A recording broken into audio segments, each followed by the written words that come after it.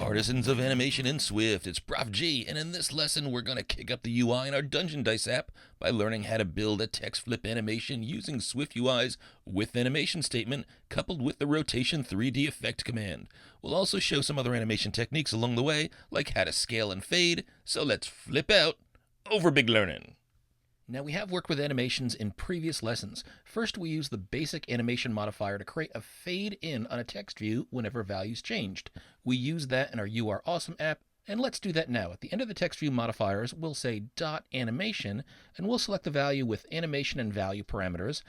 And for animation, let's use the standard .default animation, which we know based on prior experience that when applied to a text view, will fade the old view out and the new view in. Tab over to this value parameter, and this is the name of the variable that will trigger the animation when this value changes. That should be our message state variable, because that's what's inside of the text view.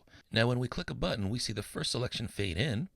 But this is a bit tricky because if we keep clicking on the same dice button, like I'm doing here with four-sided dice, as we fade out the old text and fade in the new text, the only thing we see fading is the number because the rest of the text remains unchanged. And in fact, if the number doesn't change, we don't see any fading at all. Now that problem occurs because our current result message isn't changed when the new result message is going to be the same, meaning we rolled the same value on a dice. In our case, we rolled the same value on a four-sided dice. Now that's pretty common, and it'd give no visual animation cue to our user. So one thing we can do is we can create a separate value that's going to be toggled or changed each time we click on the button. This way, even if the result message doesn't change, we can animate on this new animation trigger value, and that'd guarantee that our animation runs every single time the button's clicked. So why don't we do that now? We'll head up top and we'll create a new variable. We'll say @state private var. We'll call this animation trigger, lower camel case. This is going to be a Boolean value, and I initially set it to false, but frankly, the value doesn't matter. What does matter is that we toggle it every time we press a dice button. So down here in the button action, we're going to say animation trigger .toggle with parentheses after it.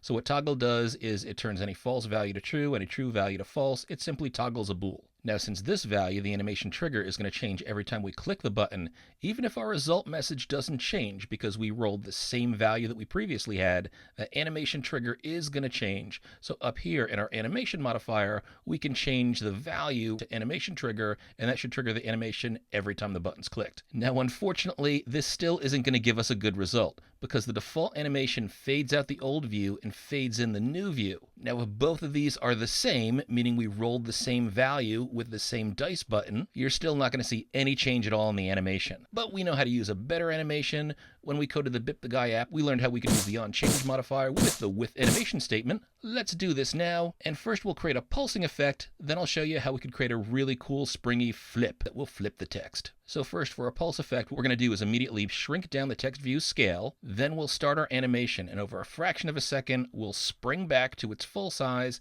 and as extra effect, why don't we add some opacity change? So we'll start out with it being a bit faded out or slightly transparent. We'll do that immediately, but then slowly over the animation time, we'll go back to fully opaque, meaning no transparency. Now here's how we accomplish this. First, let's delete this old basic animation modifier. It's not good enough for us.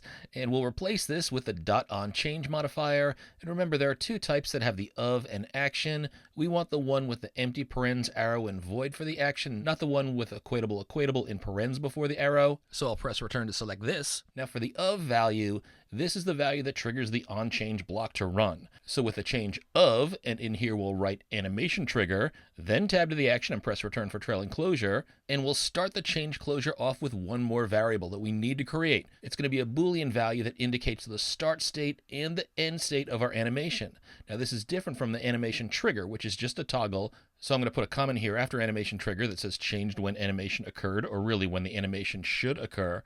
But then down below, we'll create a new variable @state private var is done animating. And we'll set this to true because when we start the app, we're not animating, so we can consider that as being done animating. Now watch what we're going to do down here in onChanged. Remember, when we press any button, we change the animation trigger. So that is going to trigger onChange in here. And inside, we're going to set is done animating equal to false. It was true. So the false state is actually the beginning state that we abruptly transition to before we start the animation. Then below this, we'll say withAnimation. And let's select the option with the animation and body. And now let's skip the actual animation type for now. We'll perform some type of animation in here, but for now let's tab over to the body and press return for trailing closure. But inside the curlies we're going to say is done animating equals true. So the animation type will determine what happens as we go from the immediate change to is done animating. That's what happens when we set it to false up here, and that's outside of the withAnimation block, over to is done animating set to true, which is inside the withAnimation block. So whatever transition we have from false to true is going to happen with the animation over the time of this animation that we specify in here. Now first, let's show how the animation should change things. As we animate, let's change the size and the transparency of our text view. First, we'll jump to small right away, and then we'll animate with the standard animation to a larger size. So in order to do that, under multi-line text arrangement, we're going to add a dot scale effect modifier, select the option with scale, and for the scale in here, we're going to enter a ternary operator. Remember, that's going to be true or false, and to get the true or false value, we'll say is done animating, a Boolean value, which is either true or false. After is done animating, we say question mark. If is done animating is true, then set the scale to its full size, which is 1.0. So we multiply the size by 1.0, it's its original size. But colon, after the colon, is what we do if it's false. And if it's false, we'll set the scale effect to 0.6. We'll shrink it down to 60% of its size. Now for extra goodness, let's also animate the opacity, which is the transparency. Opacity of 1.0 is fully opaque, not transparent at all. Opacity of 0.0 is fully transparent, not opaque at all. So if we add dot opacity down below here, code completion says sets the transparency of this view, press return, and for dot opacity, we're going to add in a ternary operator again, is done animating.